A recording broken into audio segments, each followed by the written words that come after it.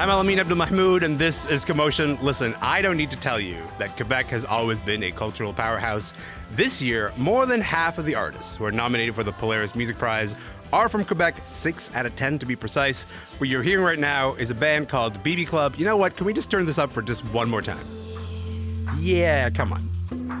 Dominic Tardif is dancing. I can see him dancing. It's a delight. He's here to talk about some of these artists and why their success suggests something bigger is going on in Quebec right now. Dominic, it's nice to have you back, man. Welcome back to the show. I'm glad to be back on the show, Elamin. Yes, of course. Listen, first of all, I should say, for folks who are not familiar with the Polaris Music Prize, it's awarded to the best Canadian album of the year. This is judged by a jury of music critics. They're not looking at album sales. They're not looking at, media attention. They're just looking at the music itself. Dominic, we were hearing Bibi Club there. What do you want people to know about them, and their significance in Quebec right now? I think their success and the fact that they're on the Polaris shortlist, and I should say that it's the highest number of Quebec artists on the Polaris shortlist in the history of the prize. Before in 2019 there was 5 Quebec artists, but now there's 6, and there's only one artist that French artist from Quebec that won the prize. It's Carquois in 2010. Oh wow! And I talk about Carquois also because there was not a lot of examples of bands, artists from Quebec making music in French that were trying to make a career out of Quebec. So there was Carquois Malajube at the same time, but now we see a lot of them, and Bibi Club is probably the greatest and the best example of that because let's say 25 years ago, if you were making music in Quebec, you either had to choose between making music in French and have a local career, or to sing in English and try to go international, to go big. And Bibi Club, they have a career outside of Quebec, outside of Canada. They toured in the United States with Blonde Redhead. They play all over Europe, in some countries where French is not the first language. Yeah. They're really appreciated there. So I think we're done with this idea that you have to choose between one or the other. And I think it speaks also of some changes that happen not only here in Canada, but all over the world. I think globally we're probably much more open to listen to music in the artist's own language. If we're listening to Mdou Mokhtar, we're glad to hear him sing in his own language. Yeah. And I think it's the same thing with Bibi Club. They will tell you that when they're in England, people are saying to them, it's so nice to hear you sing in French, even though we don't really understand what you're singing about. Yeah. But they have a lot of great fans like Calvin Johnson from Beat Happening, a great 80s band who's singing on a new version of their last album, Bibi Club. So it shows that it's possible to sing in French and to go global at the same time. I will say that I wish we had time to play all 6 artists here, and we don't. But the thing that stuck out for me from what you just said is that there's a really nice range here in terms of the artists from Quebec who are represented on the Polaris shortlist. We're talking about artists who sing in French, but also Anglophone artists, Indigenous artists. What is the thing that they have in common for you as you sort of look at this list? I think that the nice thing is that they don't have a lot in common musically. What they have in common is that they're mostly all they all came out from Montreal, because the last time that Montreal and Quebec was so huge in the eye of the world was in the early aughts with the Arcade Fires, Wolf Parade, Plants and Animals, Grimes, all those right? bands. Grimes, when all the magazines were writing about the Montreal scene. But most of those bands were not exactly playing the same kind of music, but they were operating in the same indie rock genre, where now you have on the Polaris shortlist, you have Bibi Club, but you also have Marie Davidson, who's playing electronic music. You have a band like Population 2, who's doing rock and roll. Lou-Adriane Cassidy, who's more on the indie pop side. Yeah, so there's a range there.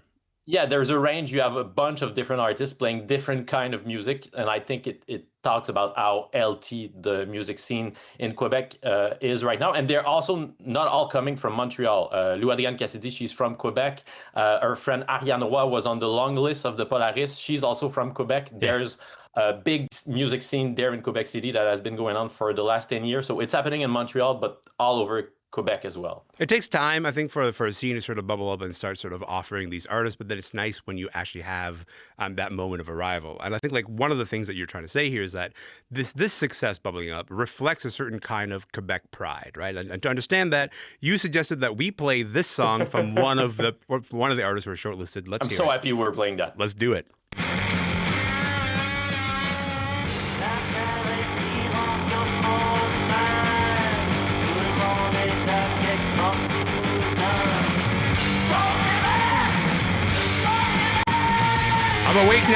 I'm awake now, Dominique. I am awake. Tell me. Good morning, Canada. What am I listening to, and why do you think it reflects that Quebec pride? So it's a band I was talking about earlier called Population 2. They're operating in the psychedelic garage rock world. They have some amount of success outside of Quebec. They're doing a tour right now with Frankie and the Witch Fingers, which it's a huge group in the garage rock world. And when you go to a Population 2 show, you will probably hear things like Vive le Québec libre. We want Quebec to become a country, which are things that I had not heard in a concert for a while. It's been a little while. Yeah. And to go further than that, like I'm almost 40. And when I was a teenager, like listening to music from Quebec, especially music that is done in French, was not cool. Like you were not doing this because you would look uncool to your friends. I guess it's in some ways the same in the rest of Canada. We're always looking up to what's being made in the United States. So there's a new pride in Quebec's music with a band like Population 2, and also with a singer I was talking about earlier, Lou-Adriane. I saw her a couple of weeks ago downtown Montreal. It's like it was her crowning moment during a huge festival here in Montreal in front of thousands of persons. And there was so many Quebec flags being waved in the crowd. It was crazy, by young people especially. So this is a thing we had not seen since like the early aughts with a band like Les Cowboys Fringants. Their singer Carl Tremblay passed away a year ago.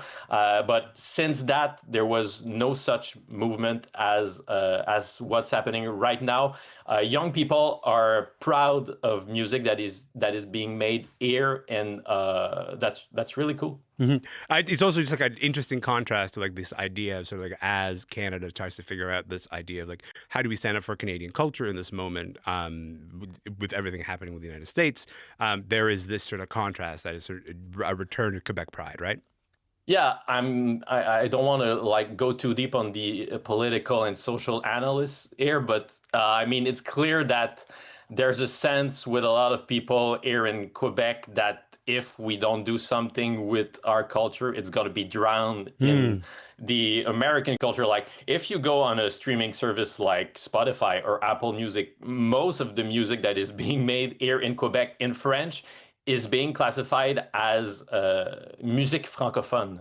So a band like Bibi Club and a band like Population 2 that are doing like music that don't have anything to do with each other except that it's being done in French, they will be classified in the same genre. So it's kind of crazy. And I think that people are realizing that and are trying to like act on it and be more proud of their music, because it's the only way that it's going to survive. And I guess it's true also with Canadian culture at large. Let's just hear a little bit more music. One more song to play here.